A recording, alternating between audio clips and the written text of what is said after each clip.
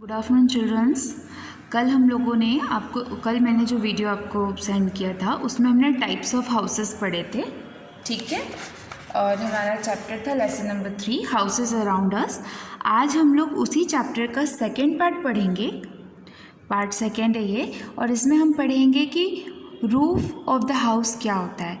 Roof का मतलब होता है छत, ठीक है। जैसे कल हमने डिफरेंट प्लेसेस में डिफरेंट हाउसेस पढ़े थे कि कैसे कैसे हाउसेस हिली स्टेशन में बनते हैं, कैसे जहाँ पर रेनफॉल ज़्यादा होती है वहाँ पर घर बनाए जाते हैं। ठीक उसी तरीके से उन घर के अलग अलग छतें भी होती हैं, ठीक है। सभी जैसे हमारे मध्य प्रदेश इंदौर उज्जैन में जो भी घर आप देखते हैं उनकी छत कैसी होती है, बिल्कुल फ्लैट होती है। पानी रुक भी सकता है, पानी निकल भी जाता है। यहाँ पर बर्फ़ वगैरह तो कोई ज़्यादा गिरती नहीं है, और इतना कोई बहुत ज़्यादा पानी भी नहीं होता कि यहाँ पर रेनफॉल की वजह से बाढ़ आ जाए, ऐसा कुछ। तो जहाँ पर ये सब चीज़ें होती हैं वहाँ पर अलग अलग तरीके के रूफ़ यानी कि छतें बनाई जाती हैं। A roof is the most important part of the house. Roof यानी कि छत बहुत ही इम्पॉर्टेंट पार्ट होता है। It protect us from stray animal and a weather. ये हमें एनिमल से बचाता है और जो भी वेदर क्लैमिटीज़ होती हैं उनसे बचाता है। Let us now read about the different types of roof. अब डिफरेंट टाइप्स ऑफ जो छतें होती हैं उनके बारे में हम पढ़ेंगे। सबसे पहले houses that are constructed in a plain and in a dry area have a flat roof. Flat यानी कि इस टाइप की रूफ़, जो सीधी रूफ़ होती है, जो मोस्टली हमारे एरिया में देखने के लिए मिलती है मध्य प्रदेश में, वो फ्लैट रूफ़ होती है। और ऐसी flat roof mostly dry area में बनाई जाती हैं जहाँ पर ना तो ज़्यादा बारिश होती है, ना तो बर्फ़ गिरती है, और ना ही कोई अलग चीज़ों के प्रॉब्लम होती है, तो वहाँ पर फ्लैट रूफ़ यूज़ किया जाता है। इसके बाद आते हैं हम स्पॉलिंग रूफ़ पे। इन अ हिली एरिया और uh places where it rain a lot. Hilly area का मतलब जहाँ पर बर्फ़ ज़्यादा गिरती है या फिर जहाँ बारिश ज़्यादा होती है। हाउसेस हैव अ स्लैंटिंग और अ स्लॉपिंग रूफ। स्लैंटिंग का मतलब होता है फिसलदार, जैसे हम लोग फिसल पट्टी में फिसलते हैं, स्लाइड्स में फिसलते हैं, उसी तरीके से इनकी छत का जो शेप होता है वो भी फिसलने वाला, फिसलदार होता है, जिसे हम स्लॉपिंग रूफ कहते हैं। Sloping roofs they allow rain water और snow to slide down easily. अगर यहाँ पर पानी गिरेगा तो ये पानी कभी यहाँ इकट्ठा होगा नहीं होगा, क्योंकि वो छत से नीचे की तरफ फेल आउट हो जाएगा। स्नो यानी कि जहाँ हिली स्टेशन में इस टाइप के रूफ बनाए जाते हैं, बर्फ़ भी कभी इन पर नहीं टिकती, वो भी नीचे की तरफ गिर जाती है। इसीलिए हिल स्टेशन और रेनी स्टेशन जगह पर मोस्टली स्लॉपिंग रूफ बनाए जाते हैं।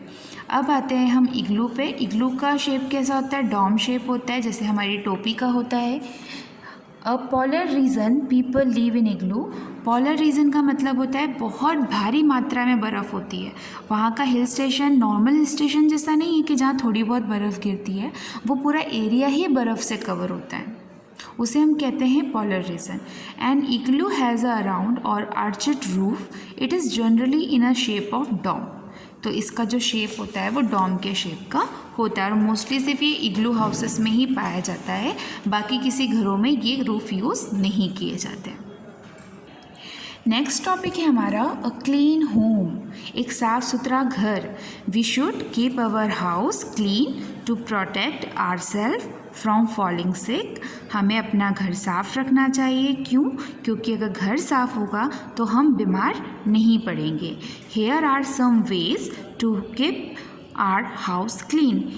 अब आपको आगे कुछ रूल्स बताए जाएंगे जिसकी वजह से आप घर अपना क्लीन रखें और ताकि आप प्रोटेक्ट रहें। Look at these pictures. First picture, clean your house regularly.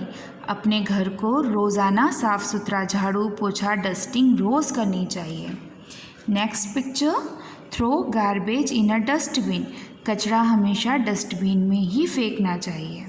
Third picture, you wash utensils after use to avoid flies and cockroaches.